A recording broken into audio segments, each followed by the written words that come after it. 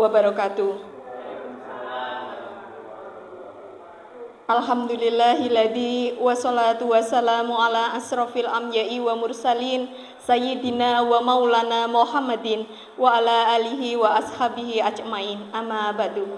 Yang terhormat Bapak Kepala SMA Negeri 1 Parengan dan yang saya hormati Bapak Ibu Guru SMA Negeri 1 Parengan, dalam hal ini adalah Bapak Ibu Wali kelas 10 dan kelas 11. Ditambah dengan Bapak Arif Nurul Muflih sebagai perwakilan dari guru BK. Puji syukur kehadirat Allah Subhanahu wa Ta'ala atas rahmat, taufik dan hidayahnya, sehingga di siang hari ini kita dapat berkumpul bersama dalam acara diseminasi budaya positif dari modul 1.4 calon guru penggerak Angkatan 7 Kabupaten Tuban. Tak lupa selawat serta salam kita haturkan kepada Nabi kita, Nabi Muhammad Sallallahu Alaihi Wasallam. Semoga kelak kita mendapatkan syafaatnya. Amin, amin, amin ya rabbal alamin.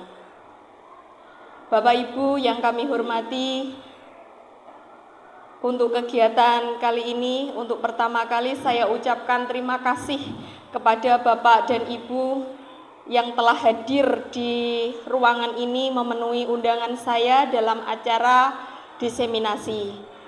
Dan terima kasih juga kepada Bapak Kepala Sekolah yang telah memberikan dukungan dari awal pendaftaran calon guru penggerak hingga saya saat ini telah menyelesaikan satu modul dari kegiatan calon guru penggerak.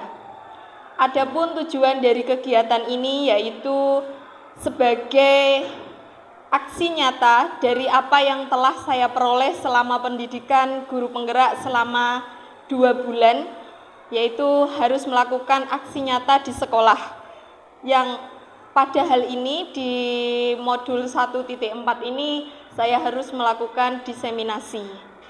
Demikian pembukaan dari saya. Semoga dalam kegiatan ini kita dapat berkolaborasi, ya, bekerja sama untuk mewujudkan budaya positif yang ada di sekolah kita.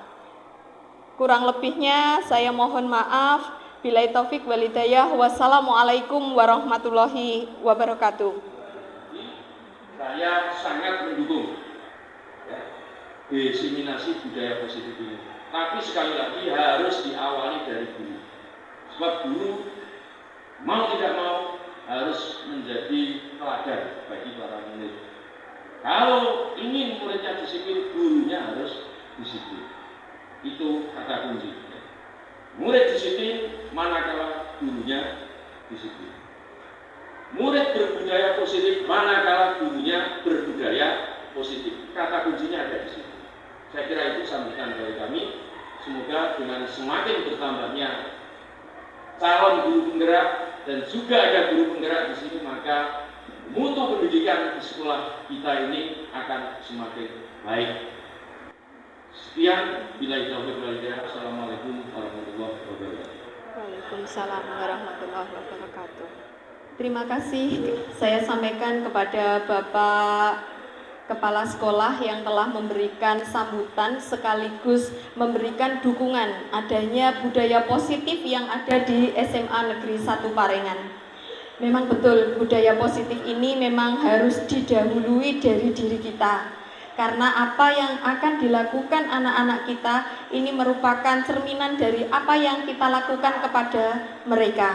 Jadi anak-anak itu butuh keteladanan, butuh pembiasaan. Dan untuk menciptakan budaya positif ini tidak bisa dilakukan oleh 1-2 orang saja, tetapi kerjasama seluruh komponen sekolah. Seperti itu, Pak Aziz. Nggih.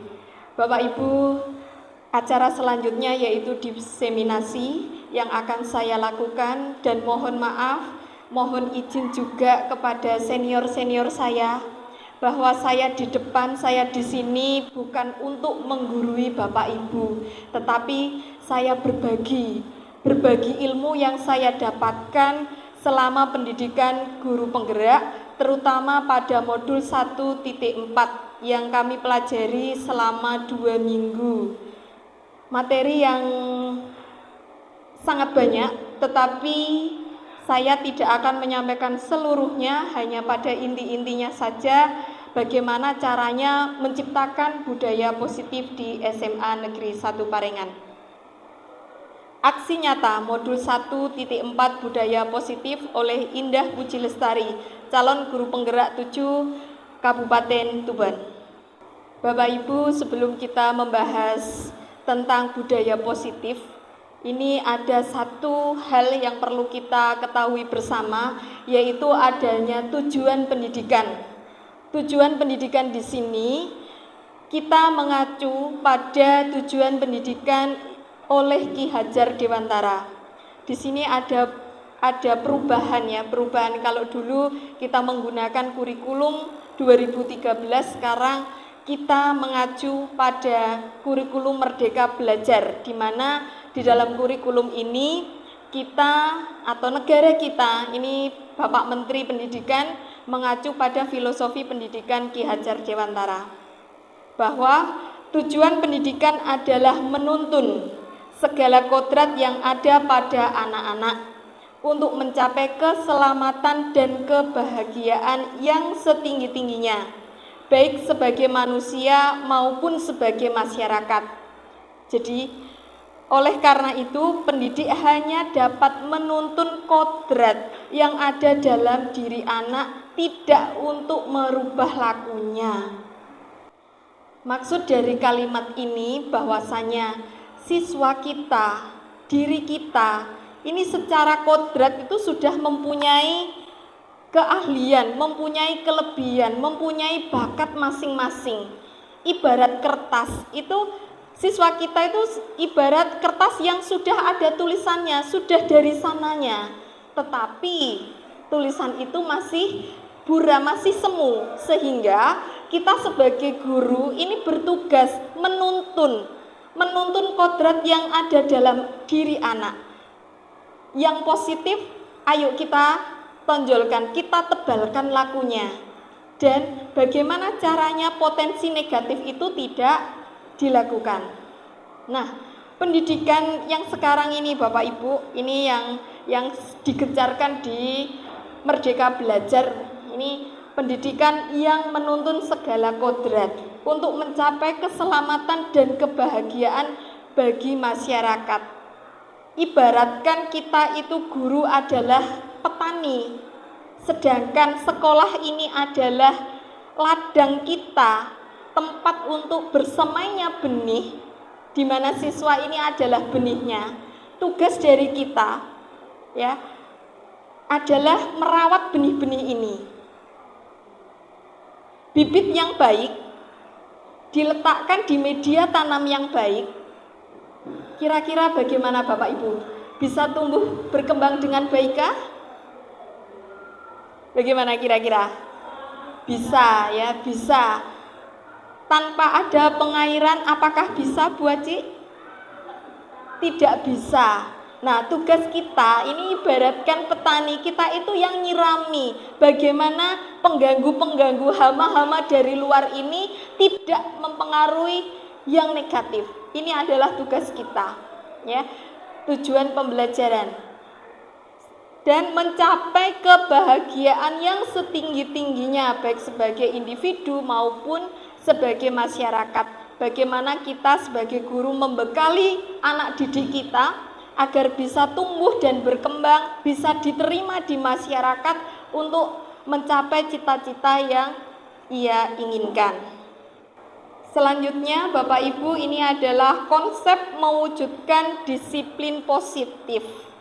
Ini ada beberapa materi ya, ada 7 materi. Ini yang saya pelajari selama 2 minggu. Ini yang pertama adalah perubahan paradigma belajar. Jadi ada perubahan paradigma pendidikan, perubahan paradigma belajar. Ada disiplin positif. Ada lagi motivasi perilaku manusia. ada juga kebutuhan dasar manusia, ada juga posisi kontrol, restitusi, dan keyakinan kelas serta segitiga restitusi. Di sini banyak materi yang baru ya bagi saya maupun mungkin bagi panjenengan semua. Jadi di forum ini mari kita belajar bersama.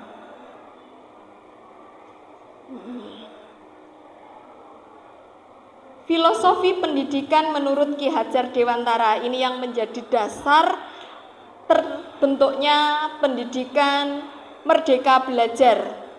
Ya. Filosofi pendidikan menurut Ki Hajar Dewantara ini yang pertama bahwa seorang guru ini tugasnya sebagai among. Among itu kira-kira apa Bapak Ibu? Momong nggih. Momong, memang tugas kita adalah momong putrane Bapak Ibu yang ada di luar sana yang menyekolahkan putra-putrinya di sini. Among, tugas kita adalah menuntun tadi, bukan merubah lakunya. Jadi kalau memang dasarnya dari sana seperti itu, bagaimana cara kita mengembangkan potensi yang positif dalam diri anak. Yang kedua, ini ada bahwa pendidikan ini harus sesuai dengan kodrat alam dan kodrat zaman, seperti apa yang disampaikan oleh Bapak Kepala Sekolah tadi, bahwa kita tidak bisa mendidik putra-putri kita di sekolah ini seperti ketika kita sekolah, karena dulu belum ada yang namanya media pembelajaran seperti ini. Ya, jadi sesuai dengan kodrat alam. Kalau kita kodrat alam ini memiliki dua arti Bapak Ibu.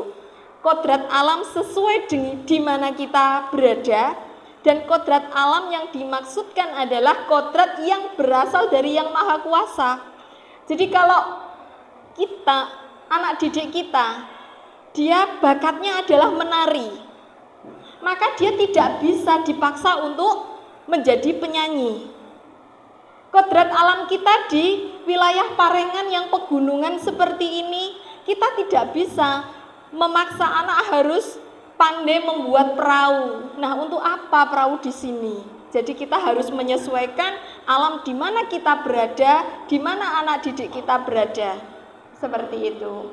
Sesuai dengan kodrat zaman. Zamannya sekarang zaman digitalisasi. Pembelajaran tidak harus CBSA seperti saya ketika sekolah dulu. Cara belajar siswa aktif yang sering diplesetkan apa Bapak Ibu? Catat buku sampai habis. Ini Pak Nanto masih ingat nggih? Ya, saat ini kita harus bisa menyesuaikan dengan perkembangan zaman. Jadi alangkah baiknya kita sudah difasilitasi, ada LCD, ada proyektornya, ada komputer, laptop bisa kita gunakan untuk membuat media pembelajaran yang menarik bagi siswa, sehingga sekolah ini sebagai tempat yang aman dan nyaman bagi siswa. Jadi kita harus mengakomodir apa sih yang diinginkan oleh siswa, apa yang dibutuhkan oleh siswa ini. Yang ketiga adalah trilogi pendidikan. Yang namanya seorang guru ini menurut Ki Hajar Dewantara harus mempunyai trilogi pendidikan, yaitu Engarso Sung Tulodo, Engat Madya Mangun Karso, dan Tutwuri Handayani. Engarso Sung Tulodo, kita sebagai guru harus bisa di depan memberikan contoh teladan seperti apa yang disampaikan oleh Bapak Kepala Sekolah tadi. Kalau kita mau menciptakan budaya positif, ya kita harus berbudaya positif dulu. Seperti itu. Ing Madya Mangun Karso, bahwa seorang guru di tengah-tengah harus bisa memberikan semangat kepada anak didiknya. Di belakang Tutwuri Handayani memberikan dorongan. Selain itu, seorang guru harus mempunyai asas trikon.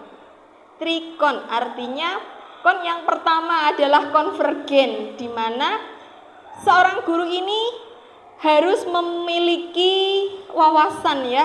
Jadi guru bukanlah satu-satunya sumber belajar. Ini perubahannya. Kalau dulu kan siswa harus sesuai dengan apa yang kita inginkan. Ya. Yang kedua yaitu konvergen. Tadi konvergen sudah nggih? Ada lagi konsentris. Konsentris itu artinya bahwa di dalam pembelajaran kita harus menjunjung tinggi nilai-nilai budaya dan karakter bangsa Indonesia itu. Ya. Dan selanjutnya yaitu budi pekerti. Nah, di sekolah ini sebagai tempat berkembangnya budi pekerti. Ya, kita menanamkan nilai-nilai yang baik kepada anak. Selain itu juga nanti di rumah kita mestinya juga bekerja sama dengan orang tua siswa. Jadi kita itu tidak bekerja sendiri, tidak membimbing sendiri, tetapi di rumah juga harus ada bimbingan dari orang tua. Yang terakhir yaitu berpihak pada murid, bahwa di kurikulum yang sekarang ini, kurikulum merdeka ya, berpihak pada murid, di mana kita harus mengetahui potensi apa sih yang ada dalam diri siswa. Karena tidak semua siswa itu memiliki kemampuan yang sama. Oleh karena itu, di sekolah kita dulu pernah melaksanakan tes ya. Ada tes tentang bakat dan minat. Nah, ini untuk mengetahui anak yang berpotensi di bidang misalkan seni.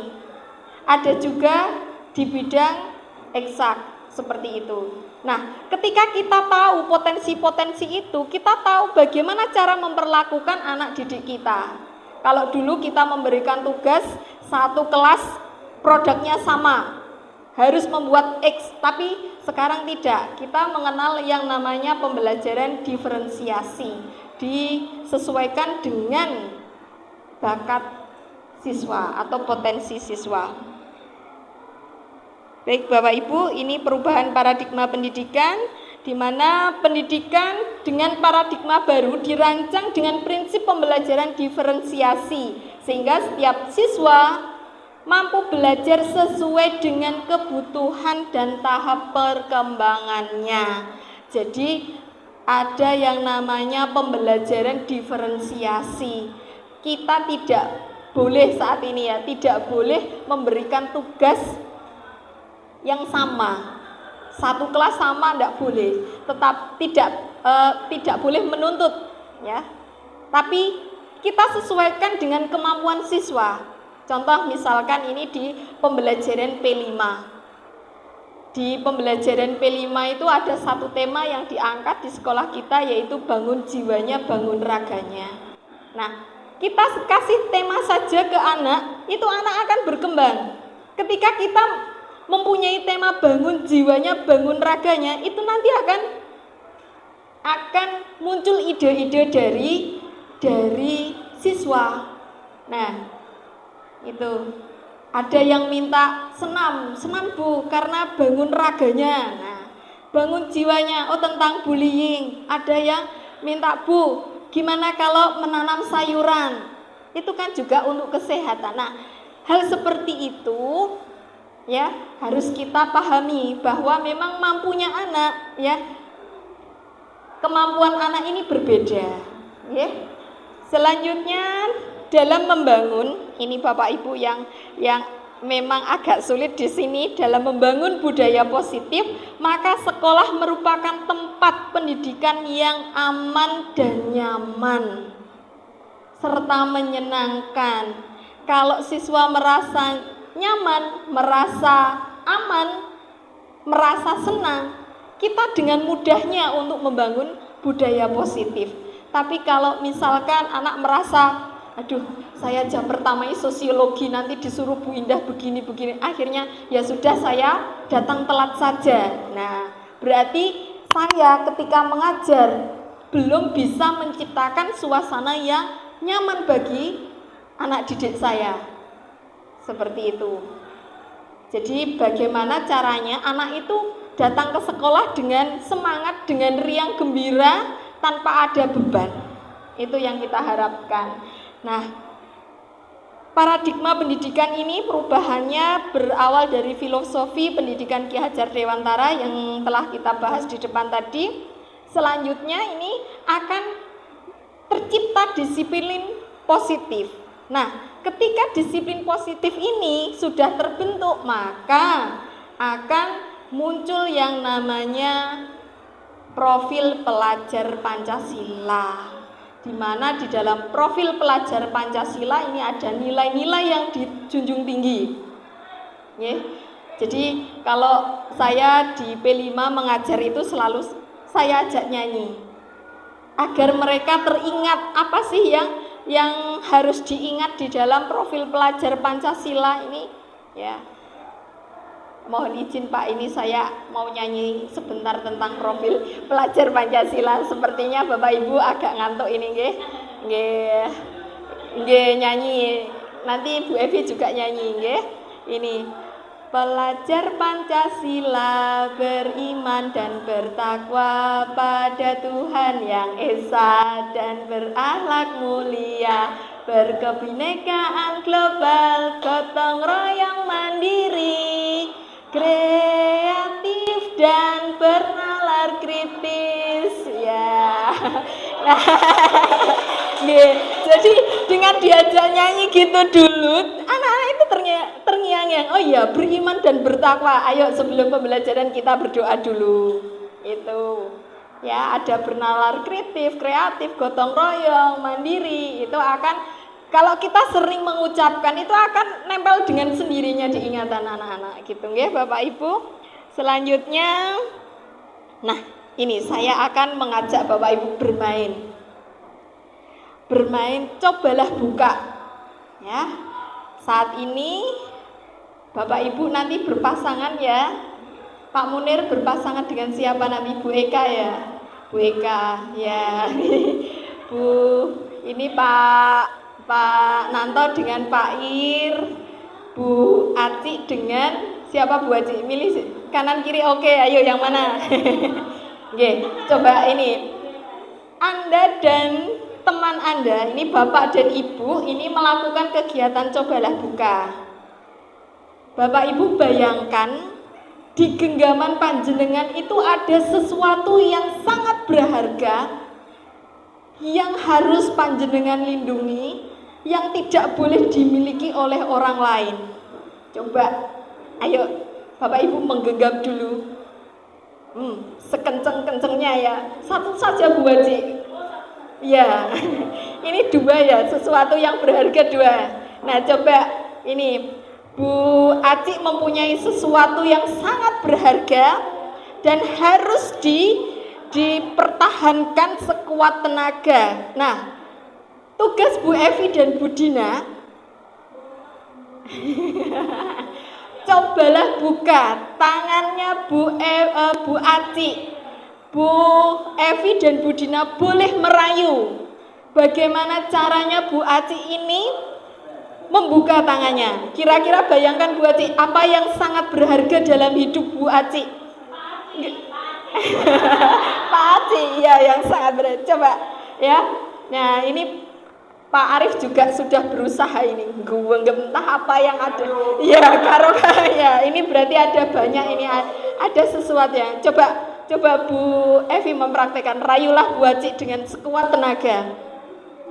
Nah, diiming-imingi boleh Bu tak kasih HP Bu bukaan gitu ya. Ayo, coba Bu Dina rayu Bu Aci, dibuka tangannya, boleh enggak ini?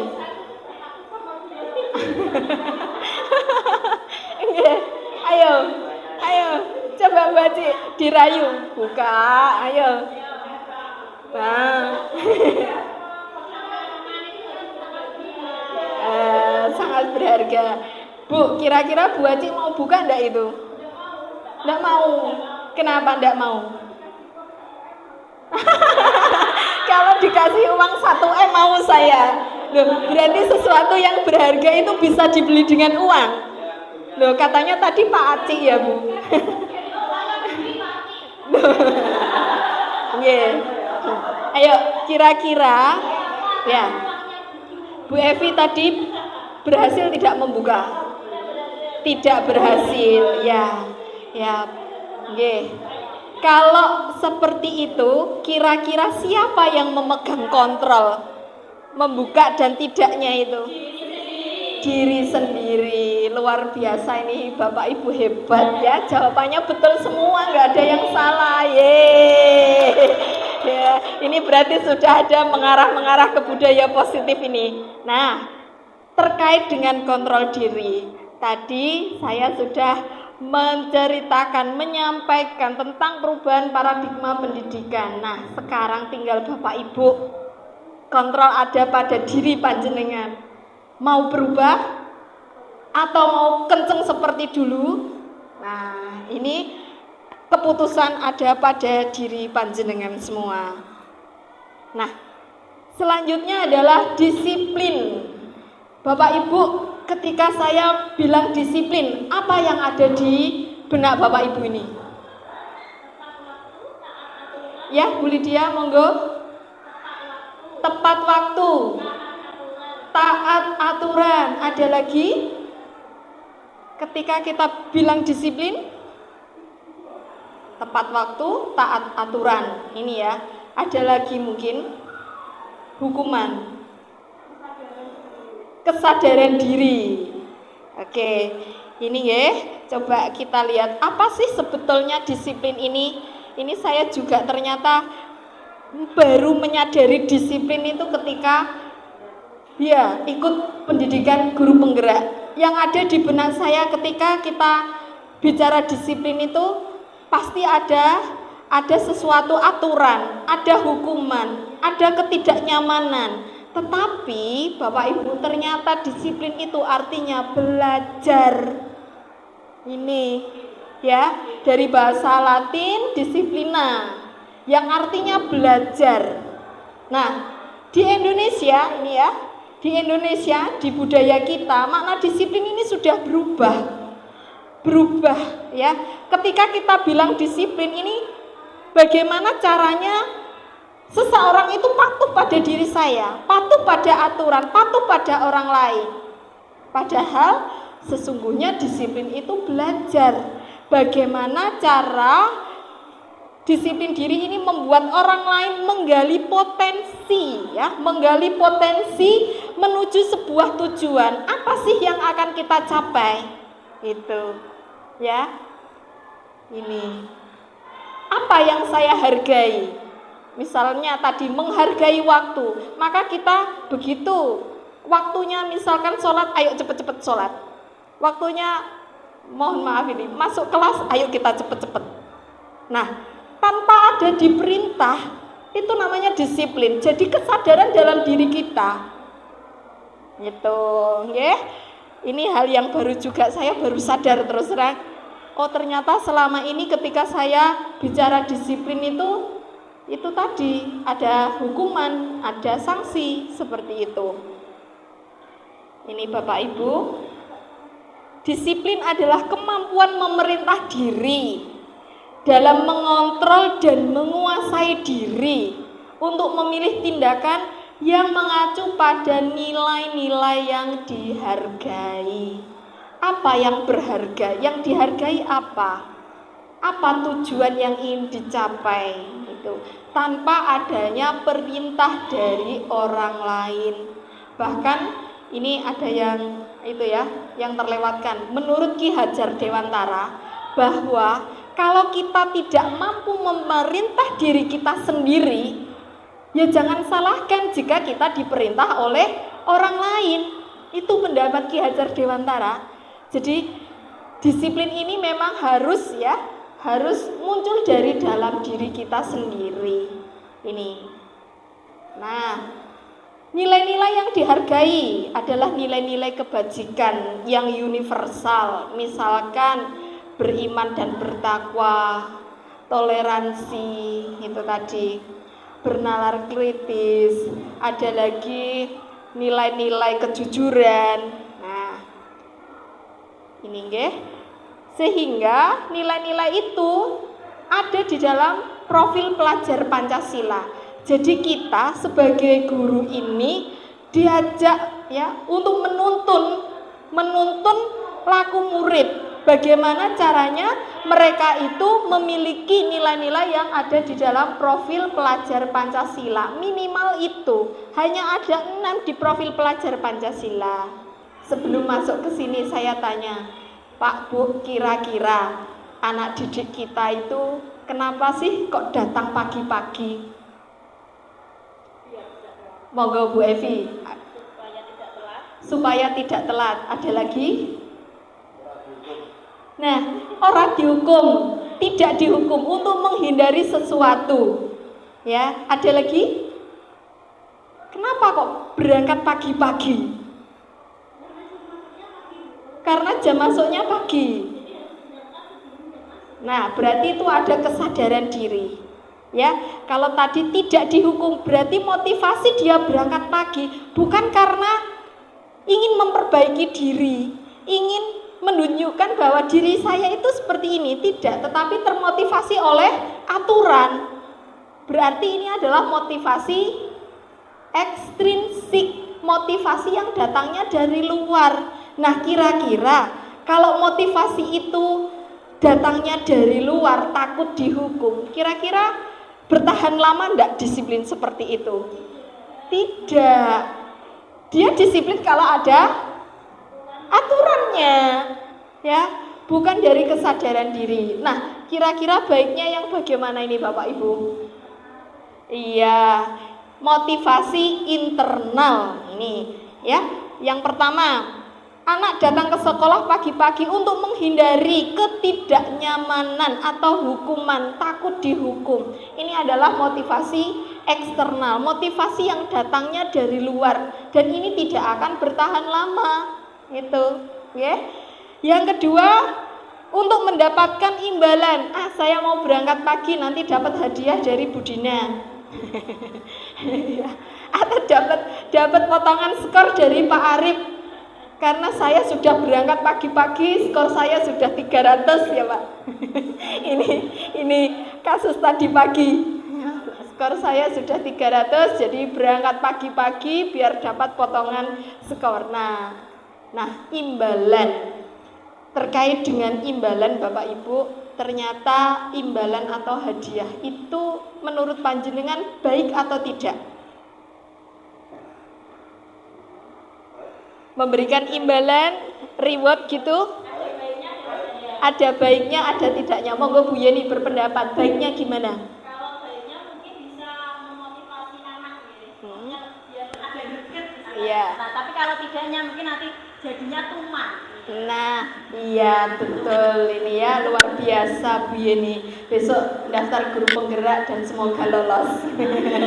Sudah dapat satu ilmunya ini ya. Jadi ternyata hadiah ini atau reward tidak selamanya baik ya.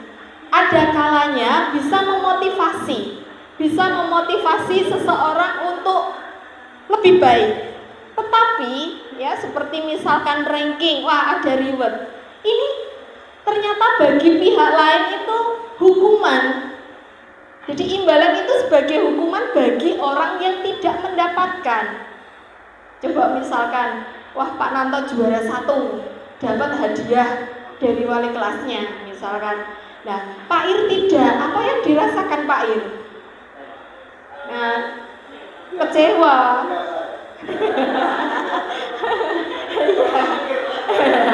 Ya, ini ya. Nah, kecewa. Akhirnya kalau sudah kecewa apa yang terjadi Bapak Ibu? Kedepannya bagaimana si anak ini? Ya, ada kesan Allah paling sengintok ya ibu kuwae. Ya, akhirnya dia malas untuk belajar yang lebih giat lagi. Ya. Jadi kesimpulan ini untuk menciptakan motivasi ini adalah yang terbaik adalah motivasi internal, motivasi yang berasal dari dalam diri siswa ya, baik itu diri siswa maupun diri kita, termasuk disiplin di sekolah tadi. Saya mau berangkat pagi karena Pak Aziz sudah datang. Jadi ini ya, enggak, insya Allah Bapak Ibu di sini tahu tanggung jawabnya Pak. Nggih. Nggih. Ini, nah Kelihatan tidak nggih ini? Burem nggih? Burem nggih. Pak Ir kelihatan. Segini meski burem. Nah, ayo berlatih Bapak Ibu. Ini yang pertama, menulis ini tentang hukuman dan konsekuensi. Yang pertama adalah menulis di buku tulis, saya tidak akan datang terlambat kali 1000 kali, ya. Karena siswa terlambat datang ke sekolah. Ini hukuman atau konsekuensi Bapak Ibu? Saya tidak akan datang terlambat sekolah 1000 kali di buku tulis karena siswa tersebut datang ke sekolah. Ini hukuman atau konsekuensi? Konsekuensi. Apa alasannya? Oke, kita lanjut nanti biar tahu bedanya konsekuensi dan hukuman. Oke. Yang kedua, lari mengelilingi lapangan basket 10 kali karena terlambat datang ke sekolah. Ini hukuman atau konsekuensi? Hukuman. Ya. Lanjut, membersihkan coretan yang dibuatnya di meja. Hukuman atau konsekuensi? Ayo. Ayo. Konsekuensi. Kenapa konsekuensi? Ya, karena dia melakukan sesuatu, ya dia harus bertanggung jawab atas perilakunya. Lagi ya, belajar lagi. Ini siswa disuruh push up 15 kali karena tidak memakai masker ke sekolah. Kira-kira hukuman atau konsekuensi? Push up ya, karena nggak bermasker. Hukuman. Ya.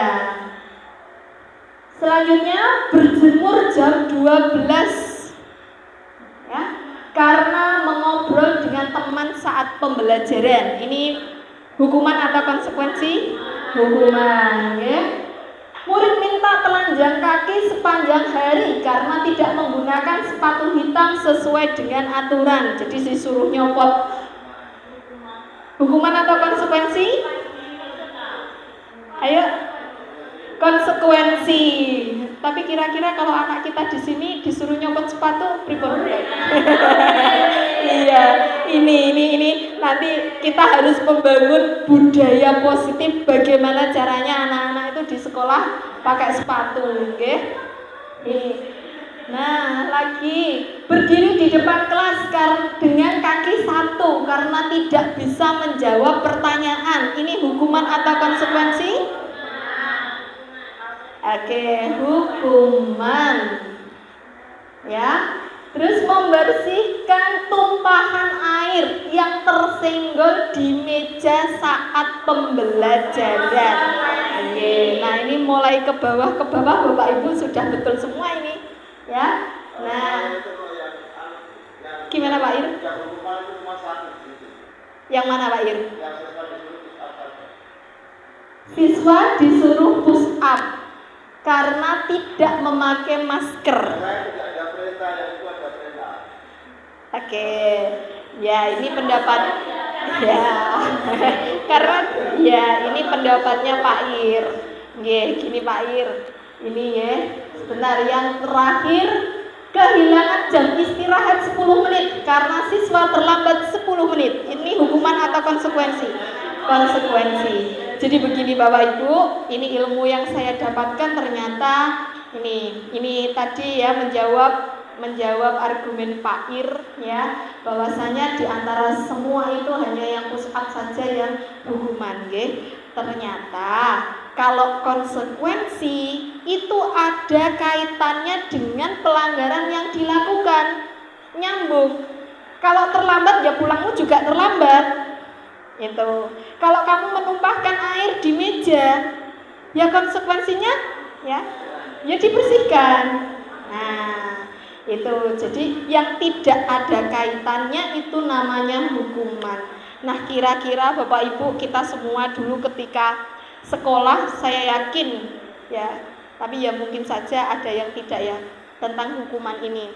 Nah, kira-kira kalau kita mendapatkan hukuman atau siswa kita yang dihukum seperti yang ada di depan tadi, apa yang terjadi dalam diri siswa? Satu, malu, dendam, terus ya, nah kira-kira ini kesepakatan kita. Apa yang harus kita lakukan ketika ada siswa yang melanggar seperti itu? Yang kita berikan kira-kira yang mana Bapak Ibu? Ini ya Pak Ir tadi, ini jawabannya ya. Jadi yang berkaitan dengan pelanggaran itu konsekuensi, yang nggak nyambung berarti hukuman. Nah ini ya ini kita belajar bersama ya Bapak Ibu. Jadi kalau tidak ada seperti itu kita tidak tahu mana yang benar mana yang salah ya. Ini ya,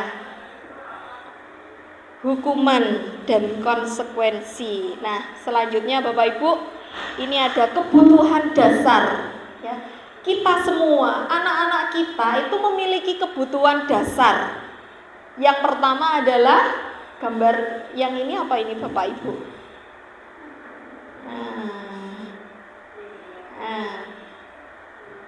Belonging, ingin dicintai, ingin diterima ya.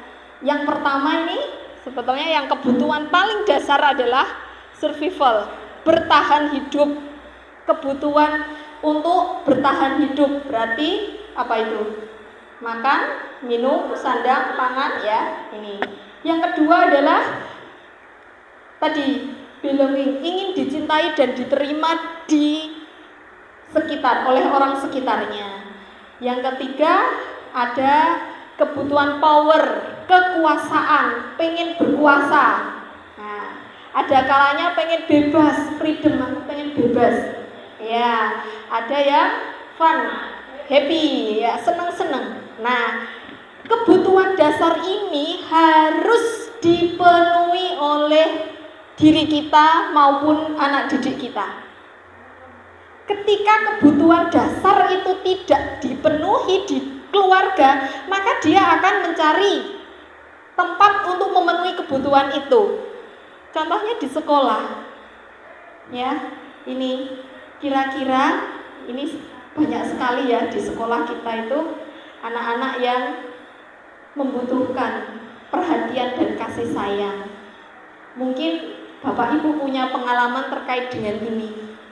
Ada anak yang kebutuhan dasarnya di rumah nggak ini ya, tidak kesampaian sehingga di sekolah ini. Nah, monggo kita sharing.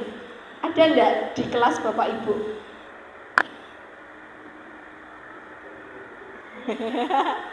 Ayo, kira-kira ada enggak? Ada, nggih ini nggih. Ada. Contohnya apa ini, Abah? Bu Evi. Iya. Mungkin Bu Evi bisa sedikit cerita, Bu Evi. Monggo.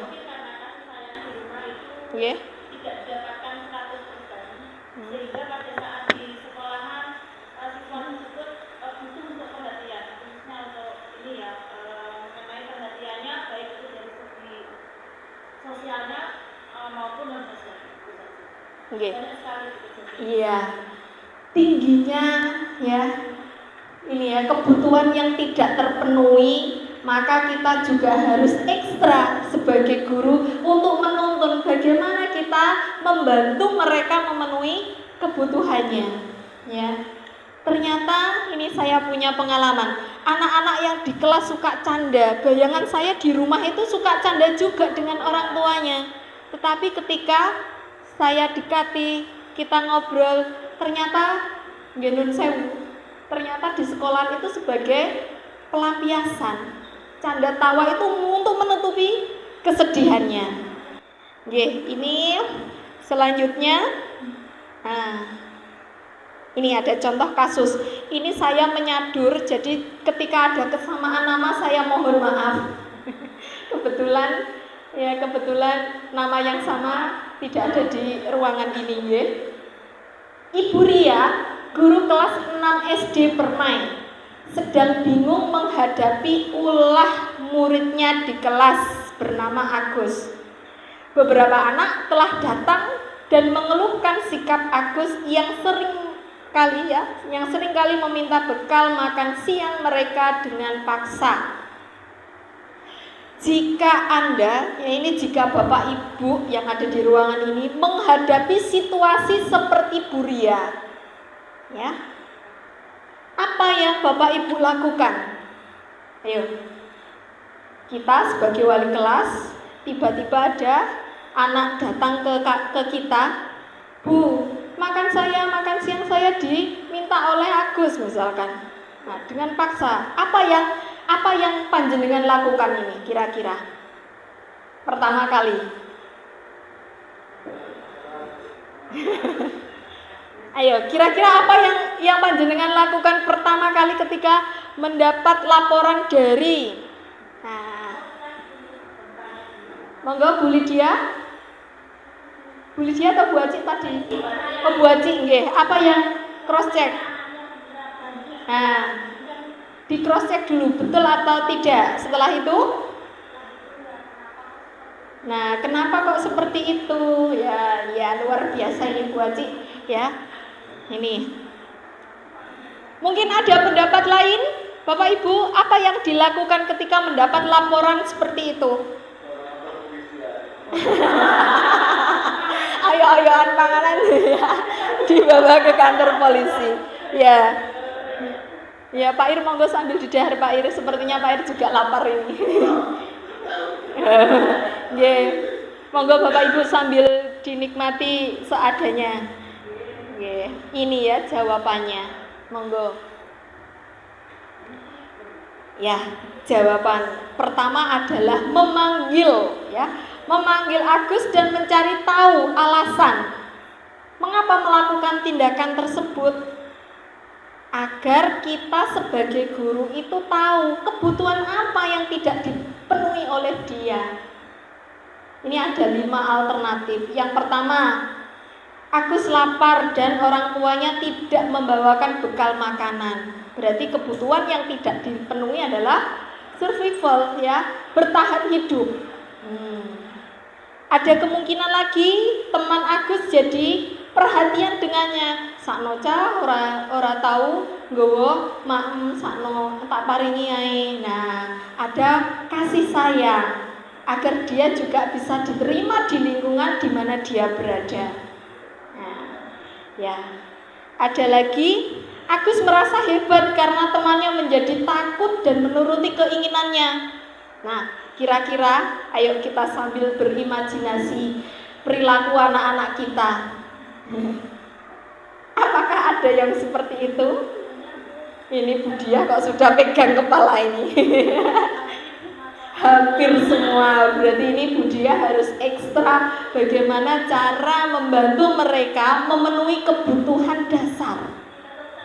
Iya, dipeluk satu-satu, didulang satu-satu gitu, nggih. Ya, ini dia merasa hebat. Nah, ini berarti dia punya kebutuhan penguasaan, power, pengen berkuasa. Nah, akhirnya teman-temannya disuruh-suruh kayak gitu, nggih. Nah, yang keempat, Agus merasa bosan dengan bekal yang dibawakan oleh orang tuanya karena selalu sama, dia ingin kebebasan. Nah, bosan. Mesti kok dibawakan nasi pecel, mesti kok sego kuning. Nah, wis ngoyok nggone kancaku wae. Nah, ini dia butuh kebebasan. Ada lagi, Agus hanya iseng dan menikmati ekspresi wajah teman-temannya yang kesal. Ada enggak kira-kira? Ya, jahil usil ya. Ya.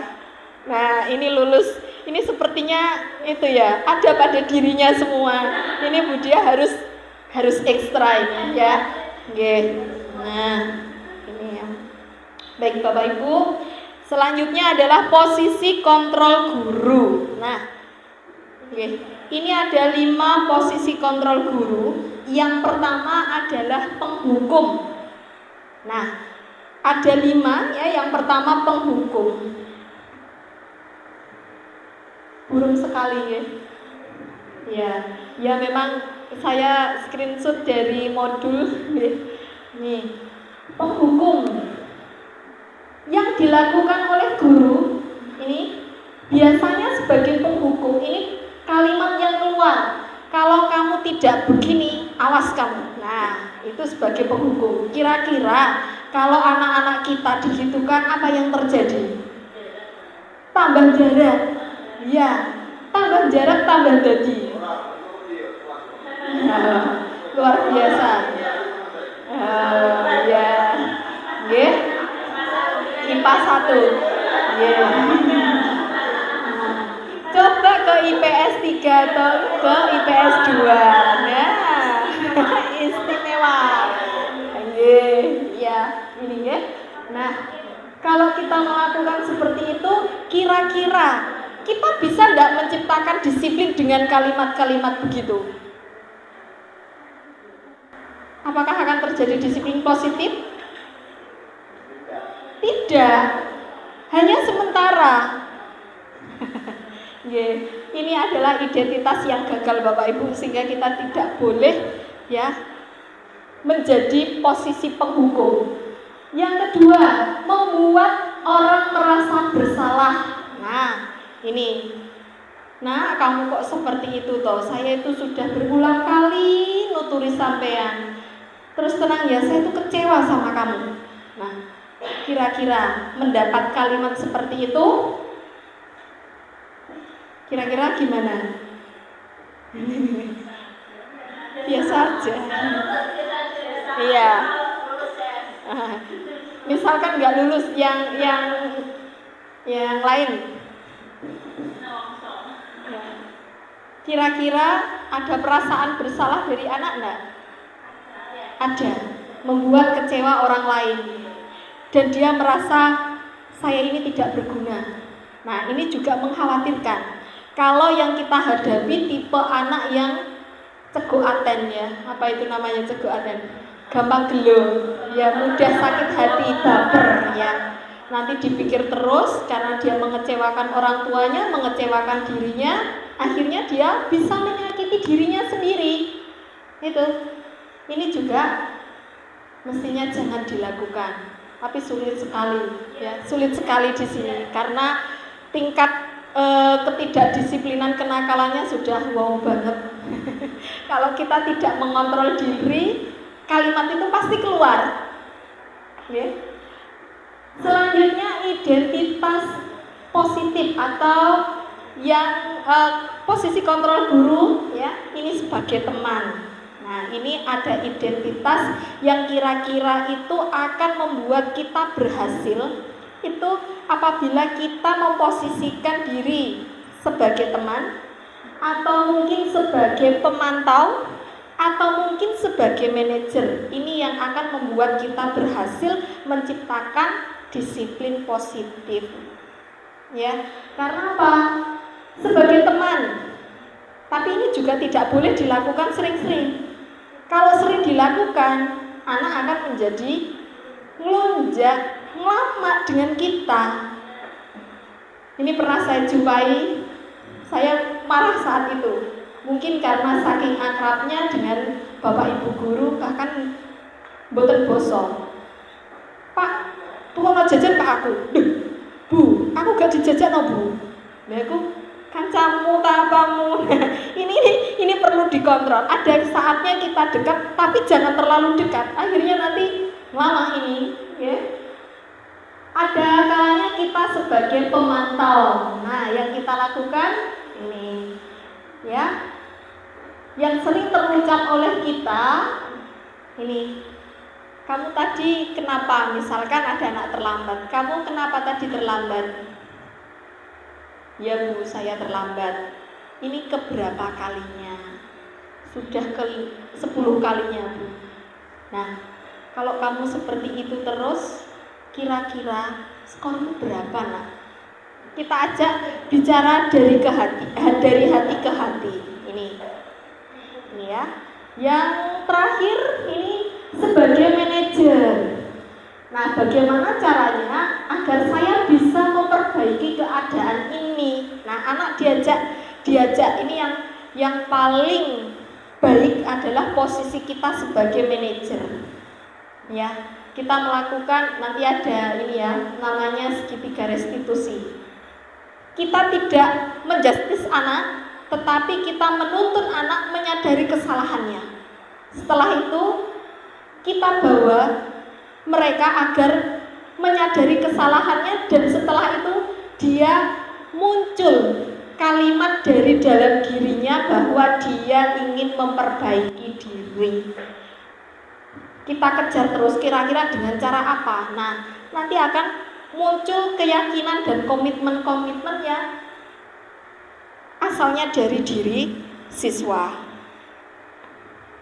Ini Bapak Ibu, saya akan mengajak panjenengan semua, sebetulnya dari materi segini banyaknya, tujuan kita adalah membuat keyakinan kelas yang dahulu namanya kesepakatan kelas. Nah, Bapak Ibu, pernah tidak panjenengan membuat kesepakatan dengan siswanya di kelas? Pernah, Budiah pernah. Mungkin yang lain, pernahkah membuat kesepakatan atau mungkin aturan di kelas gitu? Ya, ini Budiah yang sudah melakukan. Saya tadi di kelas 12 juga melihat ya, membuat kesepakatan kelas, tetapi ini ya, masih di dalamnya masih ada hukuman gitu. Jadi ini perlu diluruskan, okay? Keyakinan kelas. Jadi keyakinan kelas itu berawal dari kesepakatan kelas. Misalkan dilarang membuang sampah sembarangan. Nah, datang ke sekolah tepat waktu. Itu kesepakatan kelas. Nah, untuk berubah menjadi keyakinan kelas, kalimat-kalimat yang negatif itu dirubah menjadi kalimat positif. Contoh, yang awalnya dilarang buang sampah sembarangan, ketika jadi keyakinan kelas, yaitu jadi buanglah sampah pada tempatnya. Jadi untuk keyakinan kelas itu menghindari kalimat-kalimat negatif, Bapak Ibu. Oke, ini menurut Gosen ya. Suatu keyakinan akan lebih memotivasi seseorang dari dalam diri. Motivasi intrinsik itu akan muncul ketika kita menggunakan keyakinan ya. Seorang akan lebih bersemangat untuk menjalankan keyakinan kelas. Ini Bapak Ibu, saya sudah mencoba di kelas saya, dan mohon maaf Budiah, saya karena memang di kelas 12 IPS 2 itu luar biasa. Ternyata ketika saya ajak membuat kesepakatan kelas, dia itu sebetulnya sadar dengan aturan, juga pengen baik. Kalimatnya tuh justru kalimat yang baik-baik itu muncul yang paling banyak itu dari kelas tersebut. Nah, ini nanti tinggal panjenengan giring, menuntun. Nah, maunya seperti apa? Nggih. Nggih. Selanjutnya ini. Jadi ini ya Bapak Ibu, kesepakatan kelas. Jadi harapan saya panjenengan setelah ini yang wali kelas mohon maaf dan mohon izin untuk membuat kesepakatan kelas yang akan dijadikan keyakinan kelas, sehingga akan tercipta lingkungan yang positif, lingkungan yang nyaman, yang menyenangkan, sehingga budaya positif itu bisa terwujud. Ini sekalian Bapak Ibu, panjenengan nanti kalau membuat kesepakatan kelas, panjenengan videokan, nanti videonya bisa panjenengan unggah di PMM, Platform Merdeka Mengajar. Ini satu pekerjaan 2-3 pulau terlampaui. Jadi jenengan besok kalau pengawas datang tidak merah lagi. Sudah ada aksi nyata di Platform Merdeka Mengajar. Karena Platform Merdeka Mengajar sekarang ini tidak per sekolah, lebih ekstrim lagi, per guru. Siapa yang belum melakukan aksi nyata atau siapa yang tidak pernah sama sekali membuka platform Merdeka Belajar ini akan ketahuan. Ya. Jadi mohon nanti Bapak Ibu berkenan untuk membuat keyakinan kelas ya, dari kesepakatan kelas menjadi keyakinan kelas. Nah, ini saya ada contoh ya. Ada contoh bagaimana cara saya melihat membuat kesepakatan kelas. Selamat siang semuanya. Bagaimana kabar kalian?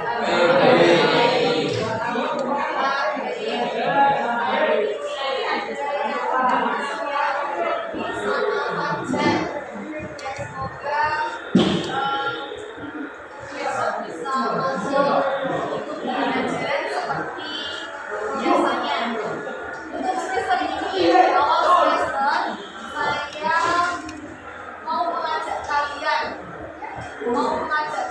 untuk membuat keyakinan kelas atau kesepakatan kelas. Kamu menginginkan kelas ini seperti apa? Jadi nanti kalian ngomong ya, satu deret ini berarti ada 4 kelompok, nanti berdiskusi kira-kira kelas yang kamu inginkan itu seperti apa, ya? Bisa dipahami? Ini juga berikan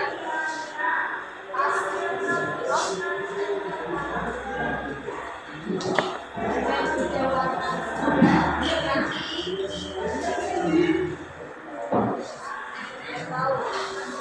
saya beri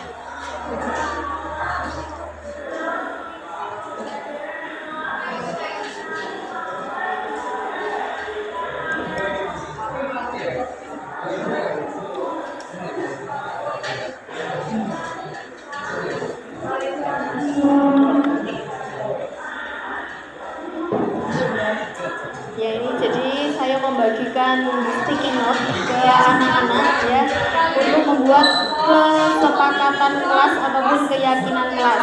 Saya membuat berkelompok Bapak Ibu. Jadi anak-anak bisa berunding. Ayo sepakat liye. Saya bisa juga dilakukan individu. Jadi Bapak Ibu besok bisa memberikan sticky note kepada anak-anak panjenengan ya, putra putri panjenengan, satu anak satu bisa. Apa sih yang diinginkan mereka? Nah, saya memilih berkelompok karena dengan berkelompok itu anak-anak sudah berdiskusi dengan teman-temannya. Seperti itu.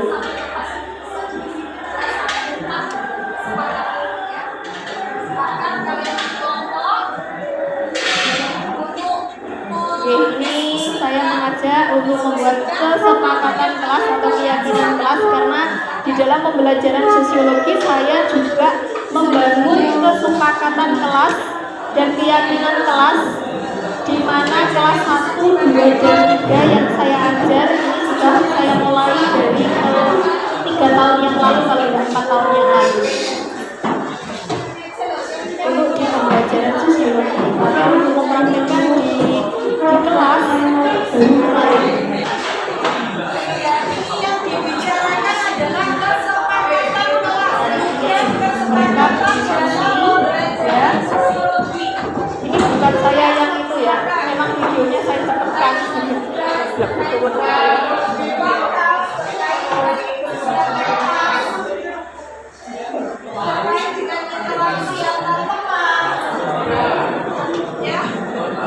Ini mereka berdiskusi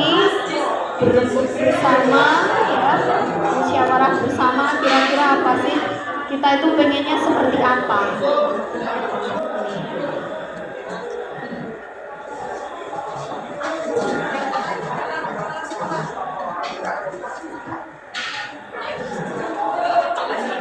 Oke, dari hasil diskusi mereka, ini saya sambil keliling memantau apakah anak-anak ini betul diskusi atau hanya 1-2 anak saja yang menuliskan.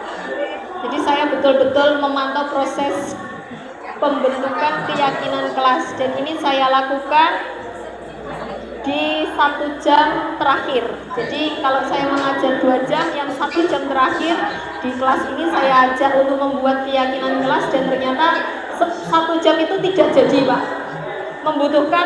Masih membutuhkan waktu lebih. Jadi saya kecuali 1 kali pertemuan itu mungkin bisa selesai.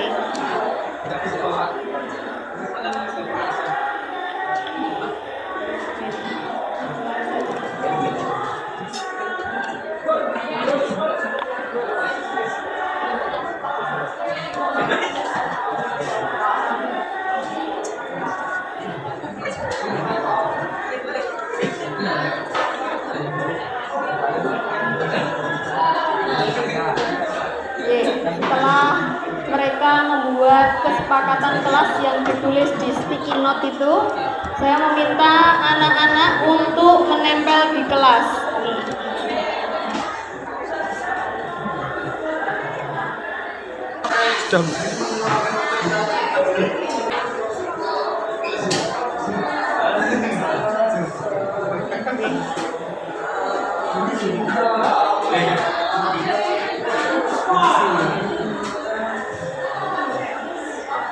Saya sengaja membedakan warna sticky note-nya untuk berderet. Jadi saya tahu ini kesepakatan dari kelompok mana, tapi mereka tidak menyadari saya membedakan itu.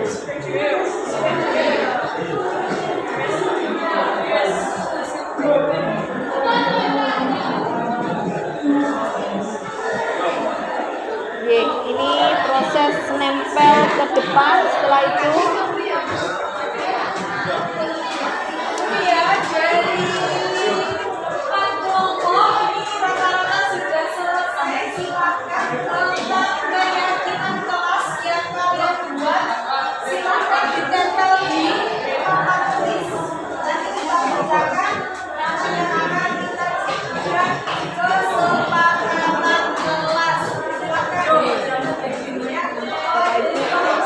Bapak Ibu yang mengajar di 12 IPS 3, ini adalah keyakinan kelas yang mereka buat.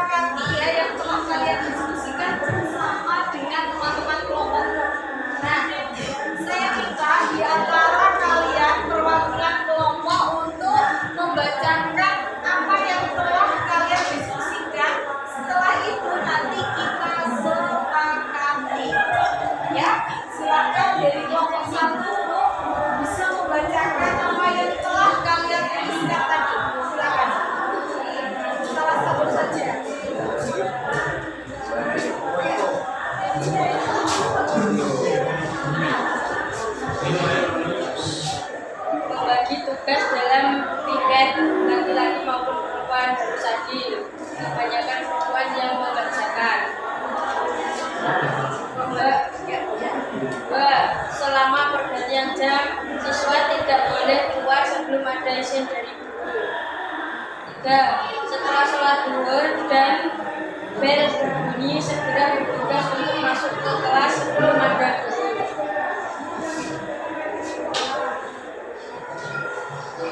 Rutin membayar kas yang telah disetujui. Memakai jilbab berlogo semapa. Melengkapi atribut sekolah. Saat jam kosong siswa tidak boleh keluar. Pada saat bel akan dilaksanakan upacara, semua murid segera bergegas menuju ke lapangan untuk melaksanakan upacara. Saling mengingatkan sesama teman sekelas saat ada PR agar tidak ada yang mendapatkan hukuman. Terima kasih ya dari kelompok 1. Selanjutnya kelompok 2. Perwakilan silakan.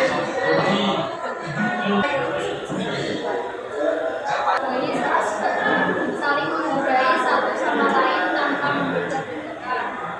2. Disiplin dalam segala-galanya. 3. Menolong tanpa membeda-bedakan teman sekelas.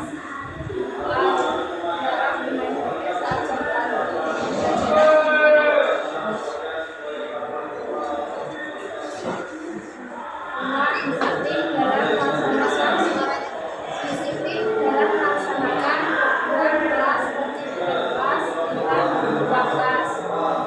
6. Saling mengingatkan dan mengajak teman sekelas untuk melaksanakan sholat berjamaah dan sholat Jumat di musola. 7. Kami ingin di antara anggota kelas saling menyayangi dan berbagi. 8. Ciptakan suasana kelas yang damai nyaman tanpa adanya bunyi. Silakan dari kelompok 3. Ayo, ada yang mewakili membacakan dan suaranya keras.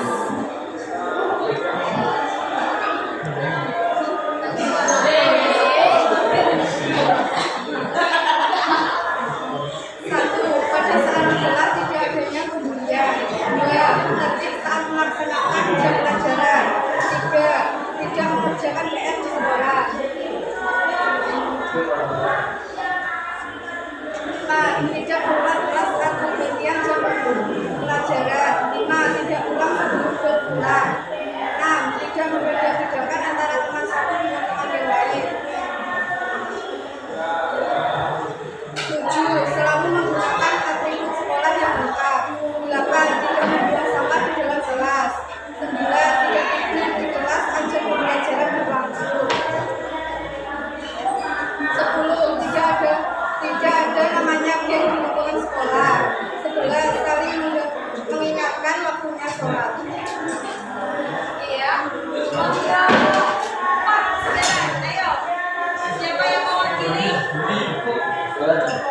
Ayo, bebas.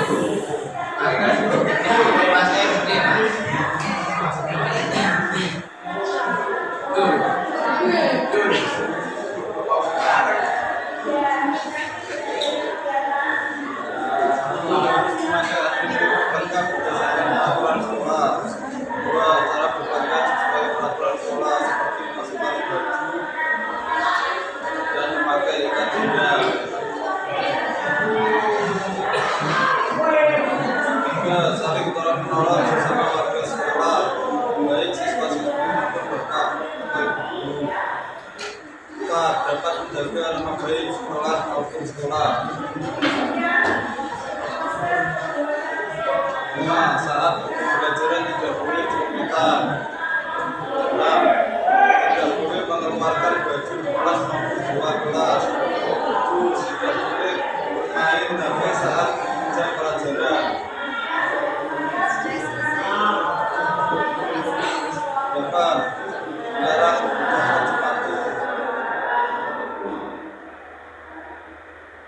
Ya, Bapak Ibu, proses pembuatan keyakinan kelas, harapan saya nanti Bapak Ibu wali kelas untuk membimbing putra-putrinya untuk membuat keyakinan kelas, sehingga apa yang kita harapkan ya, budaya positif itu dapat tercipta. Pak Aziz. Tadi adalah keyakinan kelas yang saya buat di kelas saya. Nah, selanjutnya ini saya punya program sendiri menciptakan budaya positif di SMA Negeri 1 Parengan. Salah satunya yaitu mengumpulkan HP saat pembelajaran. Ini ya.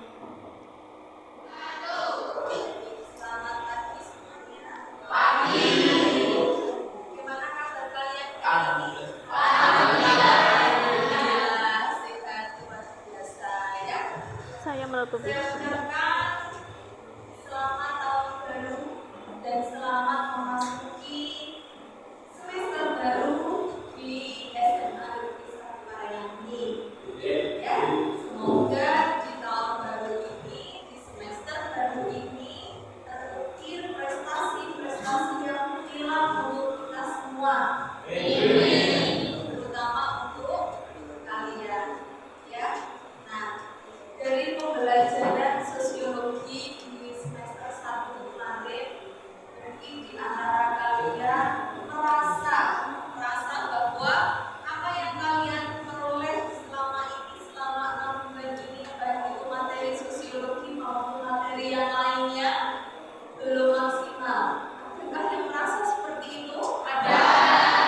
Merasa bahwa pembelajaran Ini tidak settingan loh Bapak Ibu nggih. ini kalian perlu Ini yang saya lakukan tidak settingan ya. Saya membuat kesepakatan kelas, keyakinan kelas dan sekaligus sebagai disiplin positif yang saya jalankan dalam pembelajaran sosiologi di SMA Negeri 1 Parengan.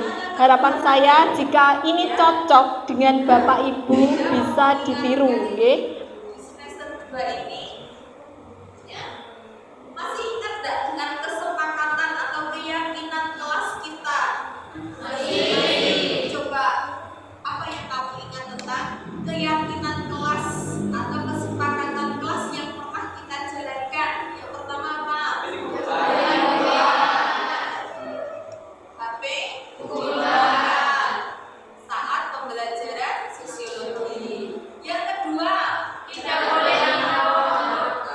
boleh makan selama pembelajaran berlangsung. Yang ketiga, tidak boleh tidur selama KBM sosiologi. Yang keempat, izin ke kamar mandi hanya boleh 1 kali, ya. Tapi sekarang coba kalau masih ingat kesepakatan yang pertama, kenapa belum dilakukan? Habis libur anak-anak lupa dengan kebiasaannya. Yang lama, ya. Biasanya Bapak Ibu, karena ini sudah saya bangun saat mereka kelas 1 semester 1. Begitu saya mau masuk itu anak-anak sudah gerutuk-gerutuk mengumpulkan HP di depan.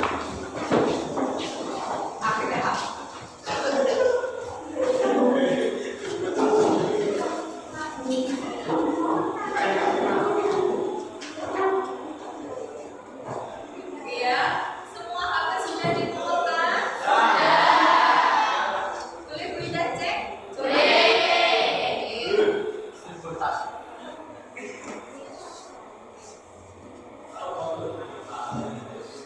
Ada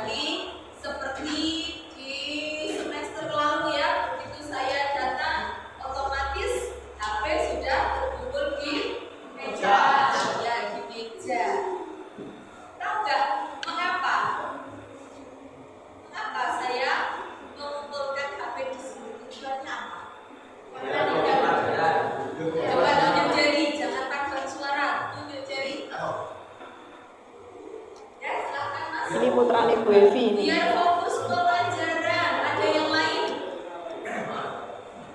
Oke ya. Tujuannya biar kalian fokus pembelajaran, tidak memikirkan chatting-chatting yang masuk di HP kalian, ya. Tidak memikirkan game, bahkan tidak merekam Bapak Ibu guru ataupun teman-temanku yang sedang aktivitas pembelajaran. Oke ya, bisa dipahami ya dengan keyakinan kelas kita ini. Terima kasih. Tidak ada yang keberatan. Harapan saya hal ini mengumpulkan HP-nya akan menjadi kebiasaan. Lebih-lebih di pembelajaran yang lainnya, di mapel yang lainnya, ya bisa otomatis seperti ini. Ya. Oke. Terima kasih. Semoga apa yang kita lakukan ya ini membawa dampak positif, membawa disiplin positif buat kita semua. Oke, dan juga berusaha tidak main HP, usaha. Tetapi kalau ada hal yang penting, saya juga ya pegang HP. Jika kalian belum bisa mengambil dari bapak kepala sekolah, saya disuruhkan atau mungkin yang lain. Ya. Ya.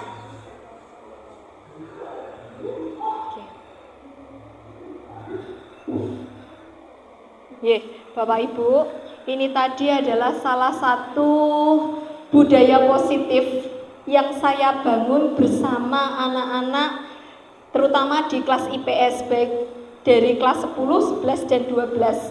Hal ini sebetulnya sudah saya lakukan kira-kira 4 tahun yang lalu. Berawal dari keresahan saya, karena depan saya adalah Bu Ratna, guru BK, beberapa kali nyita HP. Yang nyita sebetulnya itu juga beban, gowo terus, ngeces. Nah, selain itu, keresahan saya anak-anak itu tidak fokus dalam pembelajaran, sehingga saya membuat kesepakatan dengan anak-anak, terutama yang sekarang kelas 10, ini kan kita juga belajar itu sesuai kodrat zaman, menggunakan HP juga. Jadi saya membatasi.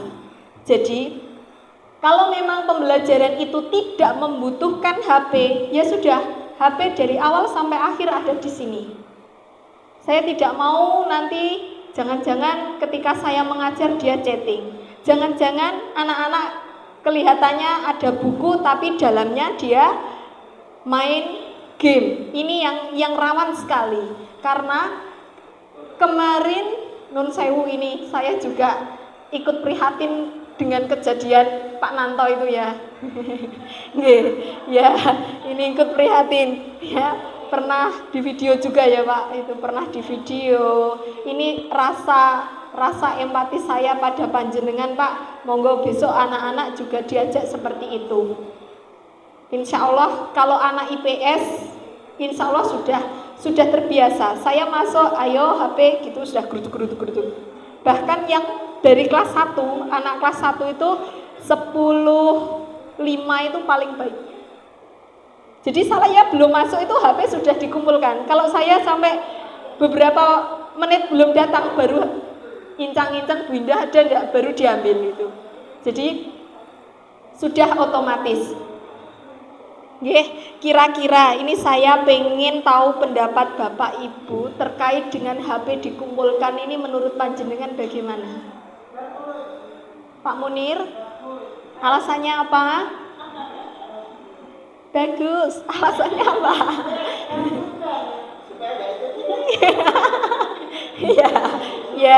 Ya, kira-kira bagaimana? Ya, monggo Pak Arif. Nggih.